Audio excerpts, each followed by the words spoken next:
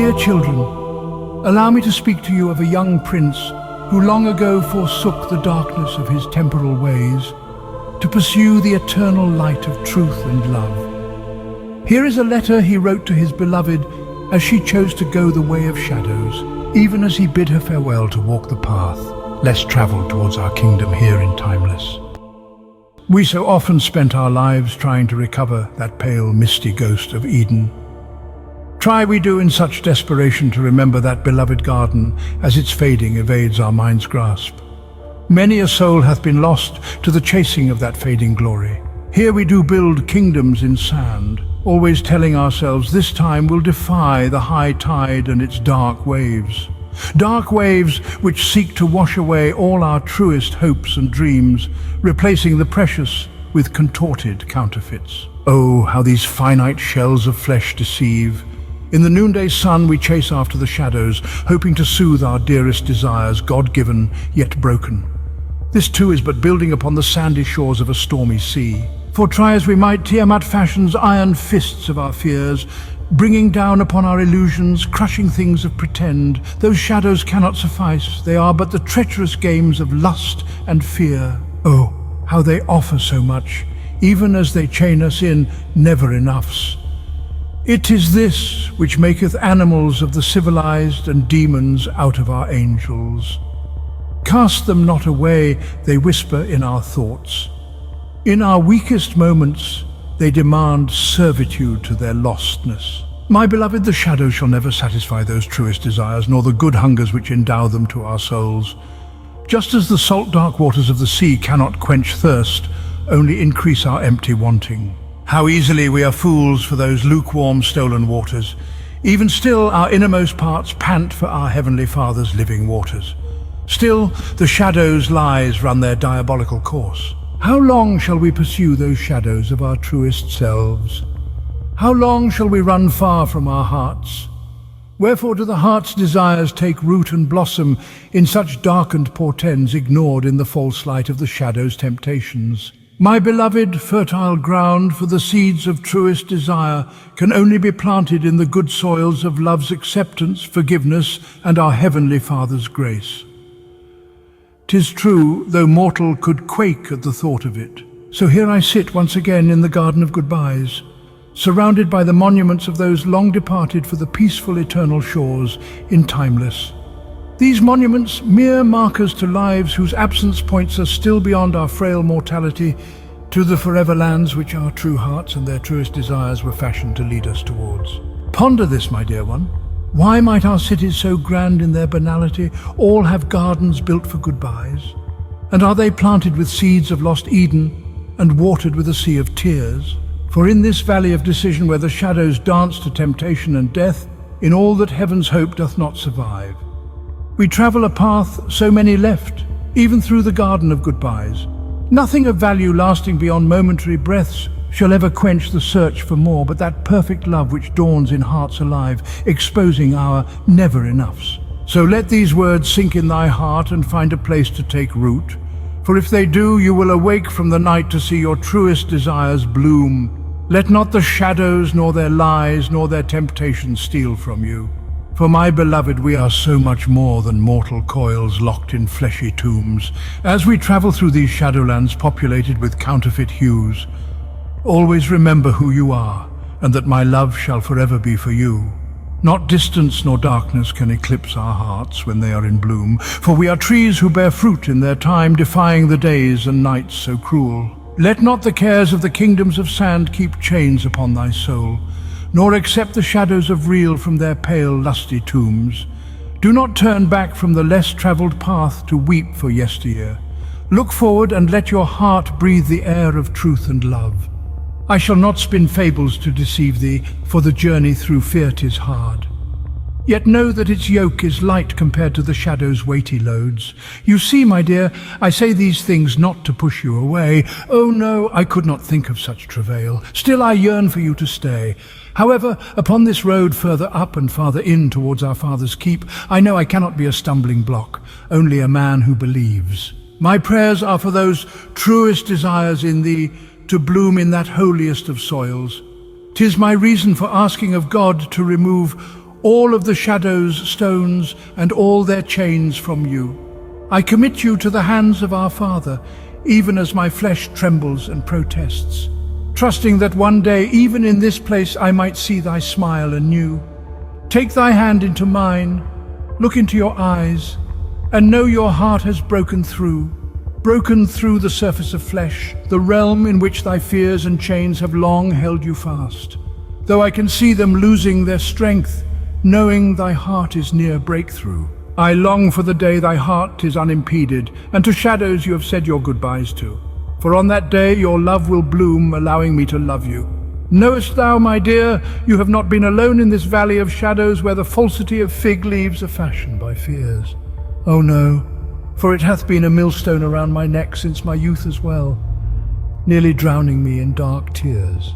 'Tis a lie to play pretend and say it not to thee, that which 'tis true about those shadows of me. Such a bitter travail to turn from temptation's desire for flight away to stand firm, even face to face with those yesterdays, to vanquish them from my mind and soul so diseased. Do not think in this time where the darkness prowls, good work evades not my own soul. Like you, I have been long in phantom chains I had grown intimately used to. 'Tis true, beloved, I have been a sojourner upon this narrow path homeward many a year now.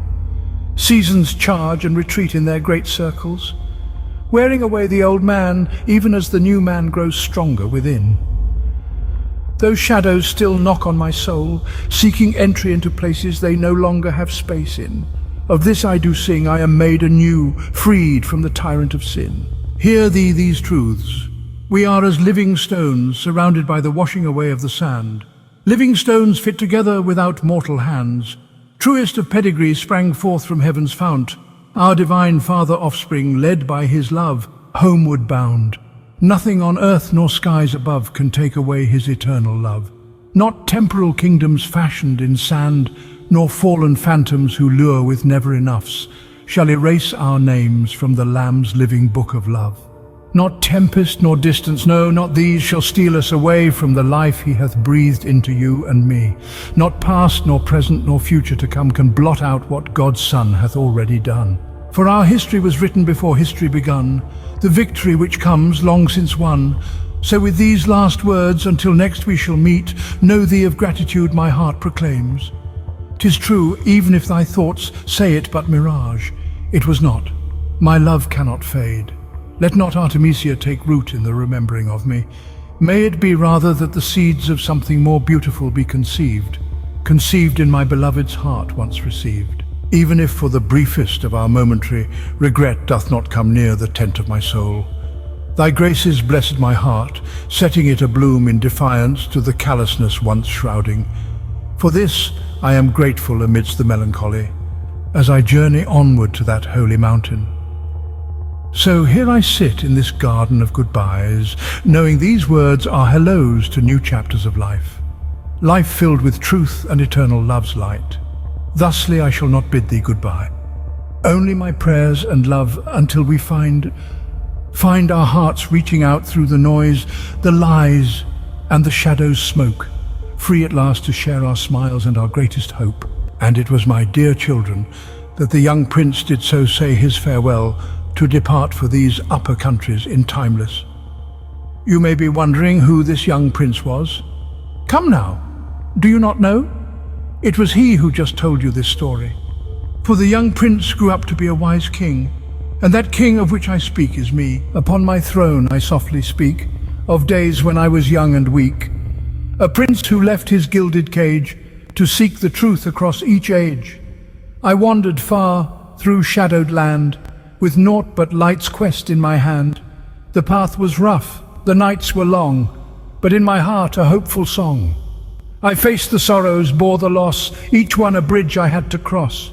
Through trials fierce and lonely nights I sought the truth, the purest lights. It wasn't crowns that I pursued, but wisdom's voice in solitude. With every tear a lesson learned, in every loss the light returned. I speak to you, my young and brave, your own path of truth to pave. Remember, humility leads the wise, and from the deepest sorrows rise. The kingdom vast, it's not the land, but hearts and minds you understand, to rule with wisdom, love and grace, and light the dark in every space. This lesson, children, take to heart as you prepare to play your part. The greatest king with wisdom rife is he who leads with truth and life. So listen well, and then you'll see the king I speak of once was me. Through loss and sorrow, truth I sought, and in that quest, wisdom was brought. It was the truth which had set me free. My dear ones, heed these words. In the timelessness of my reign, as the shadows lengthen and the echoes of ancient voices whisper through the corridors of my realms below, I find a truth that time has tenderly revealed to me. There is a moment, I say to those who gather to listen, my voice a gentle reflection of the years I have weathered, when one must heed the call of distant horizons, even as the heart yearns for the warm embrace of what has always been known.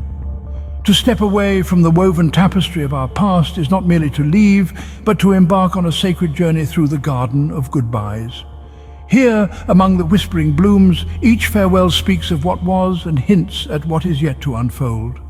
This sacred passage, this tender severing from the familiar, unveils not an ending but the birthplace of our truest essence. For it is in the release, in the brave step into the void, that we find ourselves reborn, sculpted anew by the path, by the bravery it takes to forsake the safe harbors of certainty for the dawn of unseen beginnings. My words, a poetic ode to the enduring spirit within us all, linger in the air, a beacon for those who stand at the threshold of transformation, guiding them through the twilight into the promise of a new day.